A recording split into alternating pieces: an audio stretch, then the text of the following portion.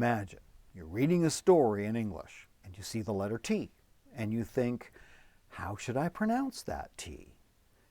If the T is in the middle of the word castle and you think that should be pronounced as T, get ready for an eye-opening lesson about 5 different ways that the T can be pronounced. I'll be using a sentence that has all 5 different ways that the T can be pronounced that I'm teaching in this lesson. The sentence goes like this. Once upon a time, there was a great nation whose queen lived in a castle with her 2 sisters, her daughter, and her Aunt Beatrice. In that sentence are 5 of the different ways T can be pronounced. That would be the pure T, the T sounding as D, silence, a glottal stop, and the sh sound. Won't be getting into the TH in this lesson. The TH deserves a whole lesson all on its own. This is English with Rick. And in this lesson, you will learn how and when to pronounce 5 of the different sounds the letter T can make. Let's begin with the pure T sound. And you can hear the pure T sound several times in the sentence, once upon a time, there was a great nation whose queen lived in a castle with her 2 sisters, her daughter, and her Aunt Beatrice. You can hear the pure T sound in the words time, 2, sisters, and also in the name Beatrice. The first step to making the pure T sound is to hold air back in your mouth. And you do this by pressing the tip of your tongue against your front top teeth and also against the tooth ridge. Also, the sides of your tongue press against the back upper side teeth. The pure T sound is actually made when you release air from your mouth by letting your tongue drop from touching the tooth ridge and the front teeth. T, t, t. The pure T sound is not a voiced sound, so what that means is your throat is not involved in making any of the pure T sound. Another thing to remember is that more air is released for a pure T than it is for a D sound. And you'll especially hear this when it's the first sound of a word or the first sound of a syllable. It's one thing to know how to make the pure T sound. Another thing you need to know is when are you supposed to pronounce the letter T as a pure T sound. This happens at the beginning of words, and examples of that are words like type, tomorrow, and top. The T is also pronounced as a pure T sound when it's the first sound in a syllable, and this often happens when you see 2 T's together.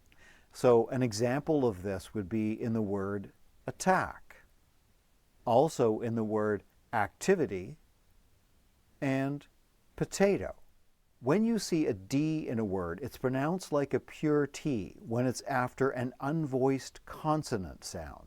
F, P, S, K, TH, SH, and CH.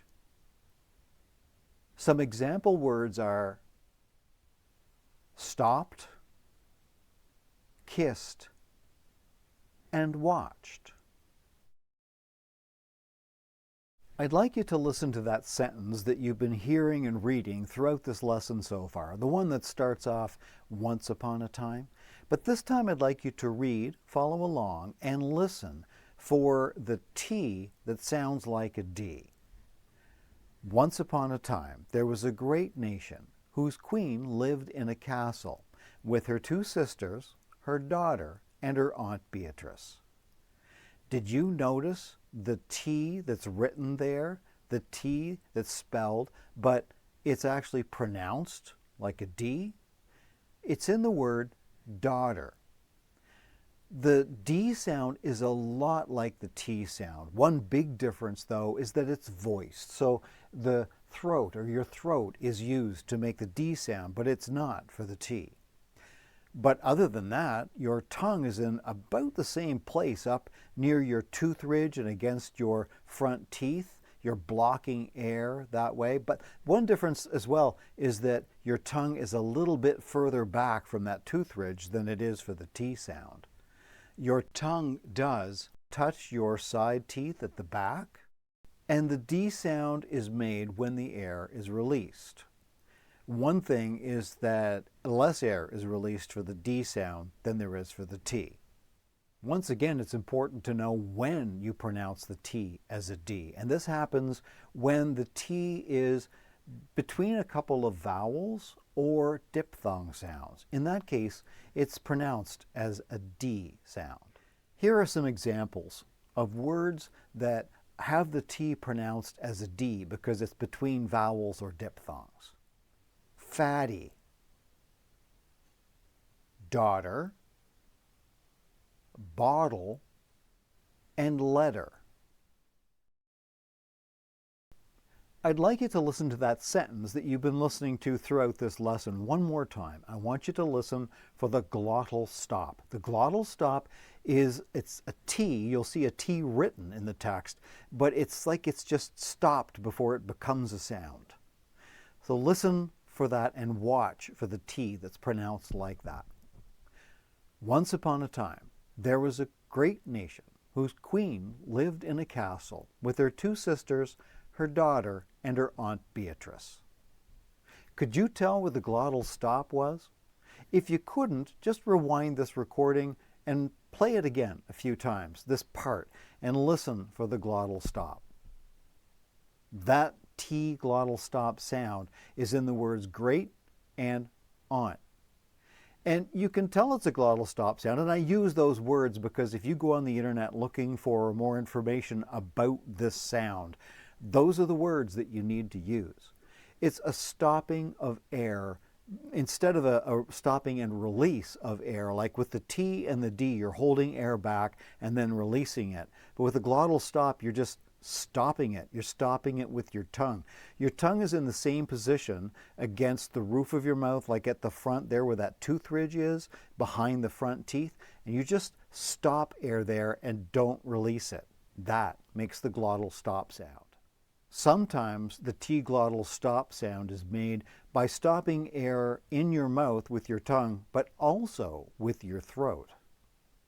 The T glottal stop is a voiced sound. You use your throat to make this sound. If the letter T appears in a word between two consonants and not pronouncing the T makes it easier to pronounce the word, then the T will be silent. In that sentence that you've been looking at that starts once upon a time, the word castle in that sentence has a silent T because it's between an S and an L. Here are some other words that have a silent T because the T is between two consonants. Listen, whistle, often, and mortgage. The final sound we're going to look at in this lesson that the T can make is just plain weird, because it doesn't look at all like the T should make that sound. In that phrase we've been looking at, the one that starts off with once upon a time, you'll see the word nation. And there's no way it looks like the T should be making that kind of a sound there. Well, that's because the T is with a few other letters. Those letters are T-I-O-N. It also works with T-I-E-N. When those four letters appear together, it makes the sh sound. To make the sh sound, first thing you need to know is that it's not voiced. So your throat is not involved with making the sound. Your tongue forms a wide groove that goes from the back to the front of your mouth, and you force air through it to make the sh sound. The back sides of your tongue can touch the side teeth at the back of your mouth as well. Your lips should be tense, and they stick out a little bit when you make the sh sound, and it's a continuous sound, meaning that you can make it for a long time. Shh. as long as you have air in you. And here are some words that you'll see that have that sh sound in them. Addition, nation, occupation, and patient. I hope you learned a lot.